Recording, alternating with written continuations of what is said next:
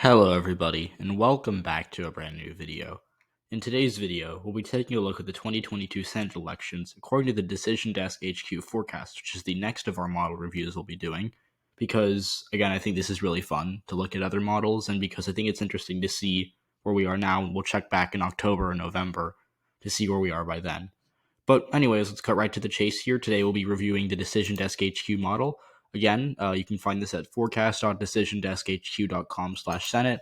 They are kind of just a decision. They will show you election results on election nights and whatnot. Again, they're interesting. I would recommend checking them out.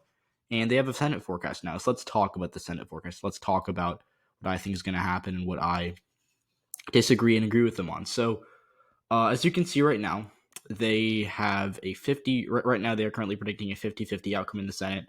Again, what you're seeing is that the Democrats have 50 seats locked down, but the Republicans have 48. And then we have these two toss-ups in Nevada and North Carolina. It's interesting because the Democrats are outright favored in Nevada and the Republicans are outright favored in North Carolina. So, again, if you give the Democrats Nevada and you give the Republicans North Carolina, the Democrats be at 51, the Republicans be at 49, but their forecast says it's 50-50, which is interesting. I'm guessing that when they just, the average simulation maybe has, Georgia going red or Pennsylvania going red while Nevada stays blue or something. I don't know. I don't really know how they calculate that exact number, but what I will tell you is that outright they have the Democrats favored in 50 and the Republicans favored in 48. So let's get into it. So as you can see here, California, very safe. I'm assuming Illinois, Oregon, Hawaii, Maryland, New York, Vermont, Connecticut. These are all very, very safe.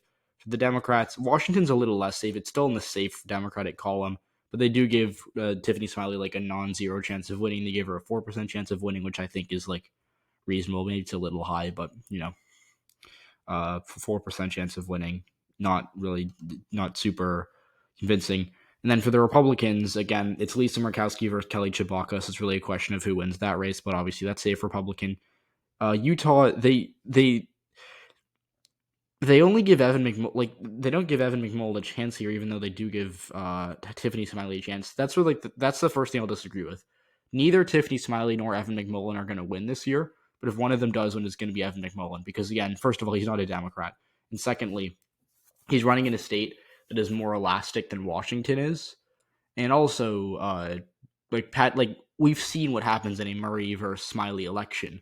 Murray got 57. The Democrats combined for 57% of the vote in that jungle primary. Washington's not going to flip this year. Utah, we don't know. Utah has a wider range of outcomes, so it's more unknown. So, again, I'm not saying McMullen's going to win or that he really has a chance, but she's more likely to win than Tiffany Smiley in Washington. So that's the first thing I'm going to disagree with. All these look good. Iowa, I mean, I don't know. I would argue that Mike Franken has more of a chance than Trudy Bush Valentine in Missouri, even though neither of them are going to win. It's probably, they probably each have a 3 or 4% chance. Again, similar to that of Tiffany Smiley. They're not going to win, but they have a slightly above 1% chance.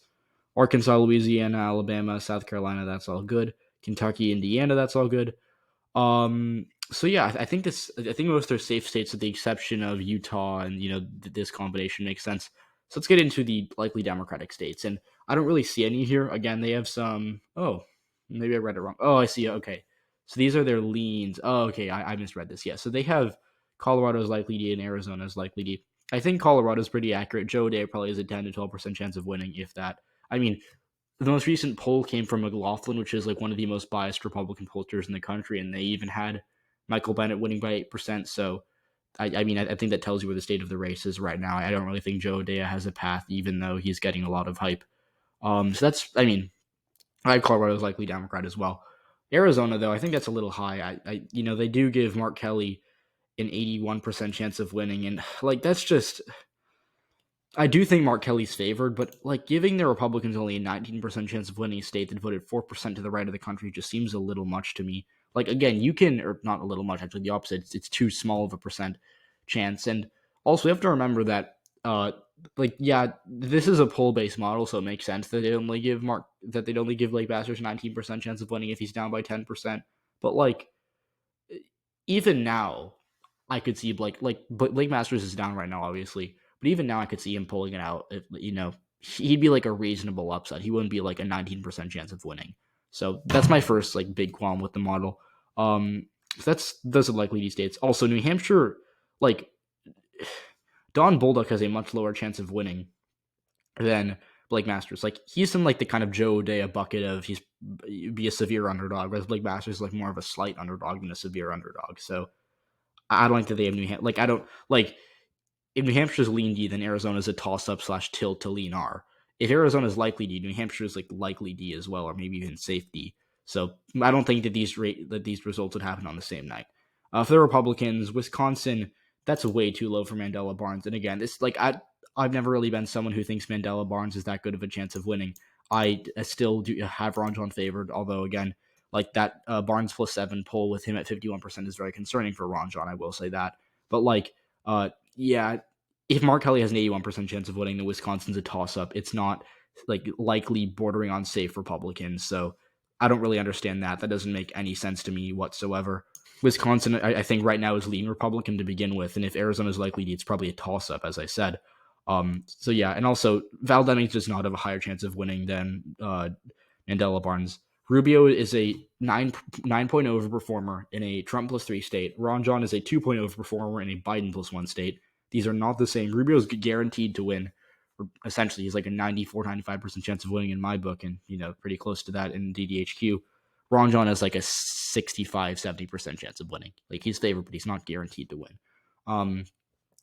So yeah, I don't love either of these calls, to be honest with you. Now for our lean D states, they have 3. I already talked about New Hampshire. New Hampshire's probably closer to like a 50. Like I would cut the GOP's odds in maybe 2/3. Really, I think Bolduc has a 15-20% chance of winning. Again, Hassan has a ton of money. She's a good incumbent. She won in 2014, which was a red wave. She won in 2016, which was a neutral year. She's probably going to win again. I'd be very surprised if she loses unless something changes. Pennsylvania, this is reasonable. Again, Fetterman is surging right now, if I had to guess. And like just genuinely, I get the hype here for Fetterman.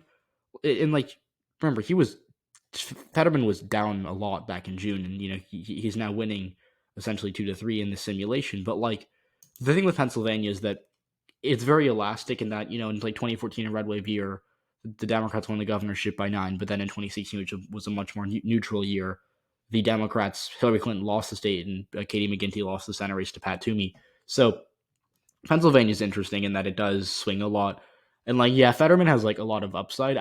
I do think that, but I think he has like a 55, maybe 60% chance of winning as of right now, not 69%.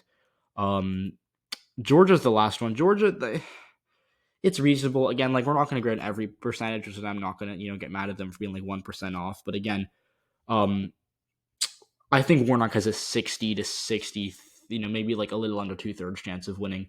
So I don't fully disagree with this, but I think it's closer to like 60% than 67%. But I'm not going to get too mad at that because it's only a minor difference. Okay, so now lean Republican state, that's Ohio. I do not know how you can think that Tim Ryan has tripled, 4 times the chance of winning than Mandela Barnes. Again, he's in a state that is 9% more Republican. It's more right trending. J.D. Vance is a bad candidate, but Ron Johnson isn't like, a Susan Collins level incumbent that he overperforms every time. And I just don't see it. Again, this is a poll-based model, so I get it. But again, you're looking at these numbers and they just don't make sense. I don't really think Tim Ryan has a 23% chance of winning. It's probably close to 10%, maybe even less than that. So not a huge fan of that call, especially in a forecast where they have Mandela Barnes losing so badly and where they don't, where they have New Hampshire being close. Like if New Hampshire's close, Ohio will not be close. If Ohio's close, New Hampshire will not be close. Those results do not happen on the same night because again, it's a shift. Like Ohio voted 15%. Ohio voted 15% to the right of New Hampshire in 2020. If New Hampshire is D +10, maybe Ohio's R +5. But if Ohio is, if Ohio's super lopsided, it's like R +10, then New Hampshire's gonna be close. Only one of them can be close at the same time, if that makes sense. I'm hoping I articulated that correctly. But again, when Democrats do poorly in one place, they're probably gonna do poorly in another place. That's the best explanation I can give. So then we have our toss-ups, which are Nevada and North Carolina. And I think that Nevada's definitely a toss-up. I think it's the closest Senate race of the year. North Carolina was interesting. And so, first of all, what I do want to say here is some shameless self-promo. I did write an article about Sherry Beasley in North Carolina and how the hook quote I gave was Sherry Beasley has a very real chance of winning the Senate seat. It's time that we acknowledge it. And again, I've talked extensively about this race. Again, wait, did I like my own post? Okay, that's kind of cringe of me. I actually don't remember doing that. No, I'm not one of those people who likes their own tweets, so you can see here. Anyways, more importantly, I did talk about Sherry Beasley and how I think she has a better chance of winning the Senate race than most people are going to give her credit for. Toss up, I think, is a little bit much of jumping the gun. Um, I think she has like a 30, like I'm just below this. They gave her a 38% chance of winning. I think it's like 30, 35, but I like where they're at. I like that they're giving her a good chance because, again, people who say this race is safe to likely Republican, I think, are just dismissing her. And again, every year we have an upset. In 2020, it was Maine. 2018, it was Florida. 2016, it was Wisconsin. Uh, 2014 Senate. I don't know if Colorado counts as an upset. I didn't pay attention to politics back then, but I think Colorado was probably the upset. Maybe Larry Hogan in Maryland, although that was a governor's race. But like every year we have a race that people think is pretty solid for one party that narrowly flips.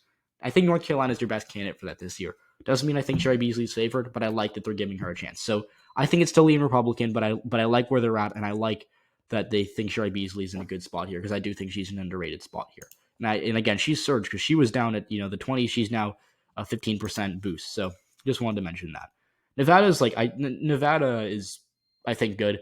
I would give Cortez Master like a 50 to 55% chance of winning right now. I think she's a very narrow favorite, and I think she's like anything could change this race. Any minor scandal, either direction, I think would move my rating. So again, I agree with the toss-up rating. I think they're a little too bullish on Cortez Master the same way I think they're a little too bullish on Beasley, but I like where they're at, and I agree with both these calls. So again, like I give this model a B grade. It's not awful. I don't love their New Hampshire and Wisconsin stuff, and like these three states are kind of messed up. I think.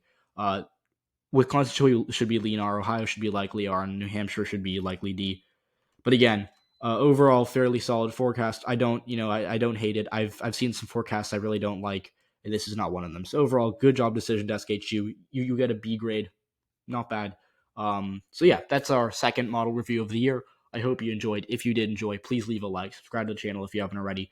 Tell me what you think about the model below. Suggest another forecast you want me to do. And yeah, see you all in the next one. Bye, guys.